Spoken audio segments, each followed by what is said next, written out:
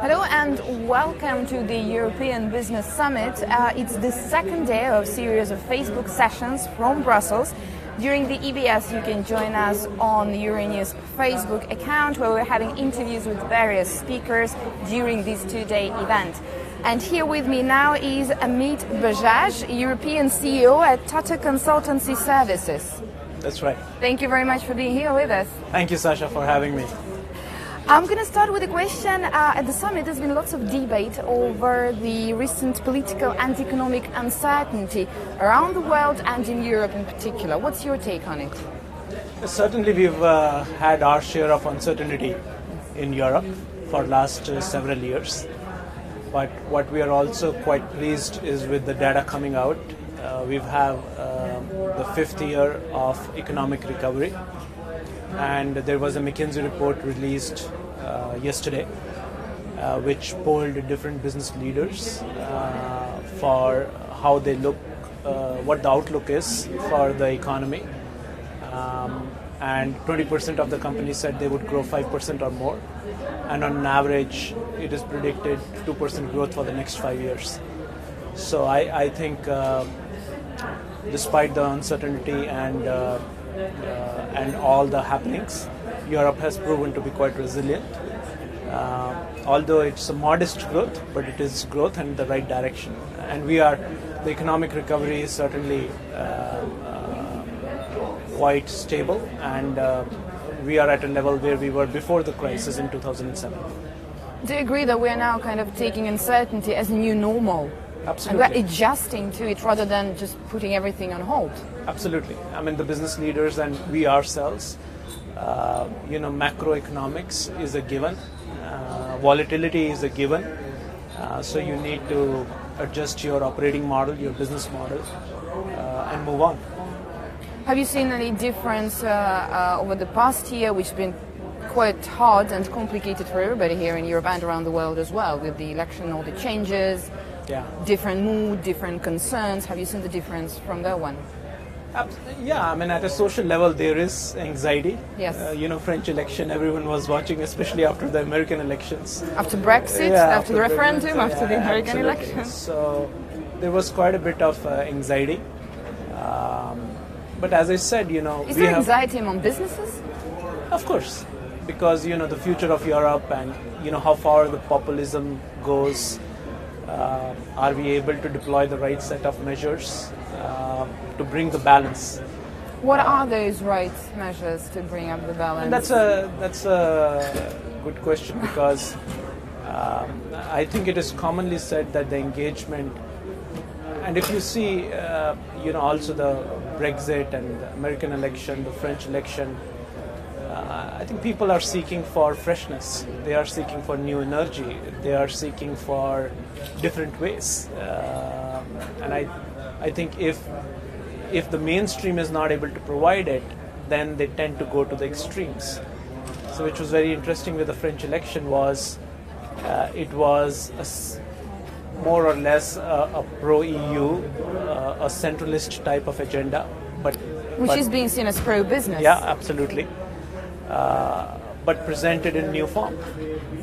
So you're quite optimistic about the results? Yeah, I'm optimistic, but we don't have too much time. So I hope we use the opportunity for the next few years to strengthen this foundation, or the second chance, so as to speak. Yeah. How can, in general, if we go into businesses and policymakers, how can they collaborate to ensure that Europe remains this central hub? I think so. There is already a strong collaboration between policymakers and businesses. I think the Commission is doing a good job there. The Digital Single Market program that Commission has been running, which has several tracks, provides for several opportunities for the Commission and the businesses to interact with each other, and we give regular feedback as to how things should move. Then again, there is a lot of talk around having just enough regulation, not over-regulation. Well, that's a very hard one to find the balance, isn't it? Because the regulations are needed. Absolutely, absolutely. But to time those regulation, right? If you do it a little bit too prematurely, then you kill it. If you wait for too long, then you allow nurturing of business models which are not fair. So yes, it's a timing question. But I am a believer that Europe has a huge entrepreneurial energy. Youth is a big energy, and we must unlock it. And that is one of the themes that we are running. How do we unlock the entrepreneurial energy of? How to unlock it? So we have a program which we call Co-Innovation Network. So we work with over 300 startups. So we are a mainstream company, but many of these startups are not mainstream. They have brilliant ideas, but don't have a channel to go to market. So we collaborate with them and sort of do this matchmaking job between our big customers and the startups. Big customers have their problems, startups have unique solutions, and we provide the strength and a place for them to come together. You link that all. Yeah. I'm wondering about the new report for Europe on artificial intelligence. Yes. This is something very interesting because, over the past few years, I can see that we can all see that artificial intelligence is something that has been trending more and more and more every year. Yeah. And if, let's say, a few years ago there was something like, okay, that is a phenomenon, but, it looked and seemed quite distanced and something like, yeah, it exists, but not here, not in our everyday life, not, it's somewhere else. Now it is in our everyday life, isn't it? Yeah, it is, but I think it's still very early days. I believe the AI will have at least 10 to 15 years more of development period. So that it goes in full gear. Absolutely. So we are still scratching the surface. I think the reason it has become quite popular is because of the linguistic capability. Okay. Because of the conversational interface suddenly. So you talk to Alexa or Cortana or whatever, and the bot is able to do certain things.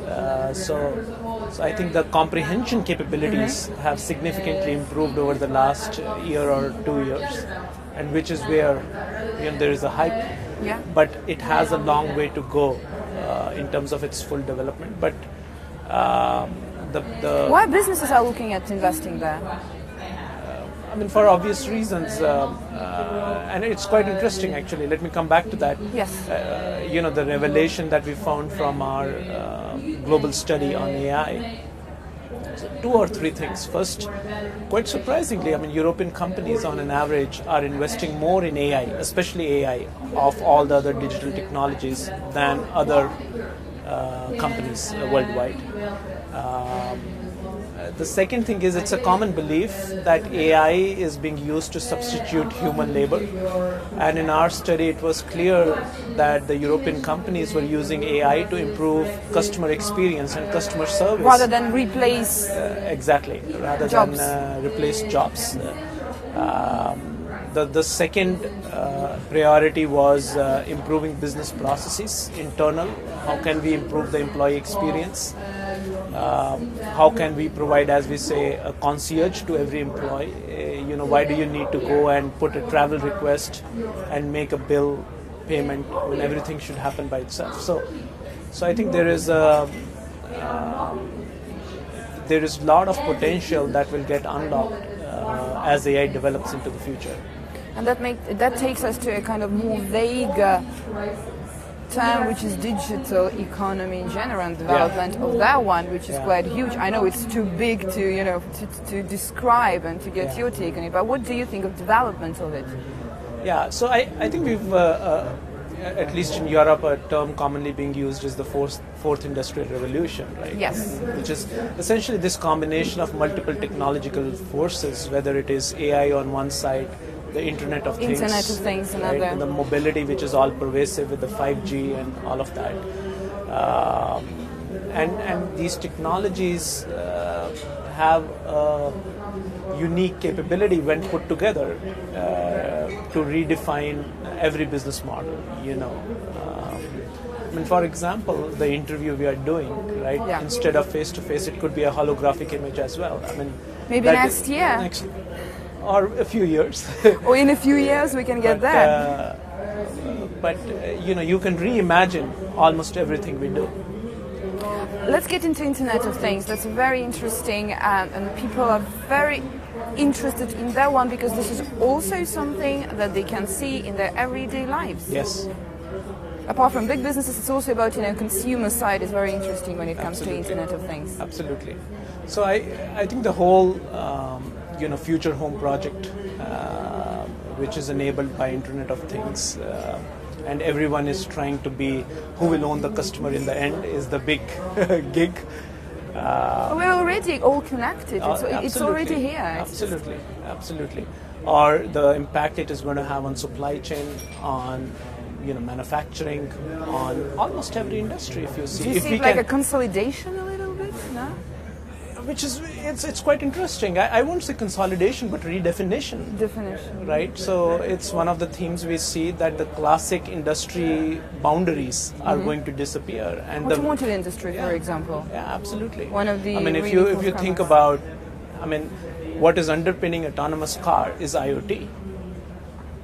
Right. So if you think about how the business model of a car industry, and if car goes autonomous, who buys insurance? When do you buy insurance? Yes, exactly. And then who is in charge? And who is the one to blame afterwards? Yeah. So industry after industry, you will see redefinition of industries, new ways to make money because old ways will be gone. There are new ways to make money, but then there's how to share that money, because it's automotive sector on one hand, and then we have IT on the other hand, and then they work together, they produce something together. But so it's a little bit, it's all of the restructuring of everything the way it used to work for decades, isn't it? Which is why winners come from outside the industry, because within the industry we keep squaggling about how this sharing should happen. Yes. And in meanwhile, someone new comes from outside the industry and picks up the new business. Indeed. There is a very interesting thing I found on the Tata Consultancy, Tata Sales Consultancy Twitter account from the 12th of May. It's no more a matter of if, but when you will be hacked. Yeah. We've seen massive attacks recently, and this made all of us think and rethink probably how important is this. Yeah. Could you give us more insight on this one? I think it is, sort of security and secure network, secure data are the foundation of the new economy. And there is, for every thing we build, there will be people who find ways to disrupt it, right? I think we could pool resources, we could be more coordinated at a business level, at a national level, to create this protective shield. But our cyber vulnerability now of all of us is more or less could be called a consequence of the massive digitalization we've been going through over the past years, no? Yes. Because of the speed, maybe it's too fast and we're not catching up with the speed of it. Yeah, as I said, with any innovation, you take Uber, for example. People say the policy isn't defined, the frameworks don't exist, drivers are getting exploited, So with every new thing, it takes time to build a framework that balances it, right, and protects it. So that's not new. I think what we need to do is act with more coordination and more rigor. And especially with the large existing corporates, they were not built to do this. So it's a huge step for them to just fundamentally rewire. Yes, the to change whole thing. It all. Yeah. If we look at the forecast, you said that it was going to take us 15 years, right, to fully incorporate the AI. Yeah. But if we look at 5 years from now, where will we be? Oh. I know. Apart from hologramic interviews, would that be possible in 5 years? I think 2 or 3 things. I think I would guess that the influence of IoT will be a lot more pervasive. It's a technology that we think is just starting. People are doing a lot of pilots, but we think it is a technology that can unlock a lot of value.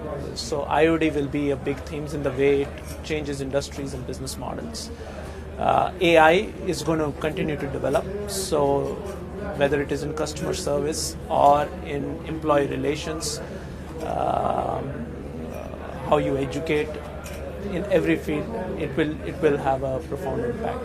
I think the other big technology which isn't spoken that much is blockchain, right? Okay. And I think that is a technology that I hope sort of develops and consolidates itself in the next 5 years, because it has a unique way of removing the intermediaries from several industries. Like simplifying more or less Absolutely. everything. So creating trust. And then I think, as you said about security, the other side of that is privacy. Oh yes, indeed. Right? That's a complicated. So, if you are going to have well. autonomous data, apparently from where your car is parked, you can know a lot about the person. Mm-hmm. Yeah, where is this line? Where is the border? So with IoT, with AI, there is a lot of personal data that is going to get used. And the European Commission has launched GDPR, which is the General Data Protection Regulation. And privacy is going to be a big theme. And giving the power back to consumers for them to say what they want to share, what they don't want to share, how anonymized they want to be. Do you think that for this, for the consumers to decide what they want to share and what they don't want to share, do you think that the other side should also share a bit more, so that the consumers feel that it's Absolutely. It's not a one-way street? Absolutely, and that is one of the themes of GDPR, the regulation that the Commission wants to implement by next year, which is essentially give a toggle switch to consumer. Yes, I want to share. No, I don't want to share. Second, give the power to consumer to stop sharing at any point in time and to revoke whatever you have. Right. Third, and we have a solution that we call crystal ball. But like we get a bank statement, can I get a privacy statement? Where all was my data used? Can you give me a privacy statement? Indeed. And then I look at my privacy statement and say I feel comfortable with it, or no, something is not right and I must take action. So it should be as simple as a privacy app. It should be as simple as that. And on this note, thank you very much for being here with us. That was Amit Bajaj, European CEO at Tata Consultancy Services. Thank you. Thank you.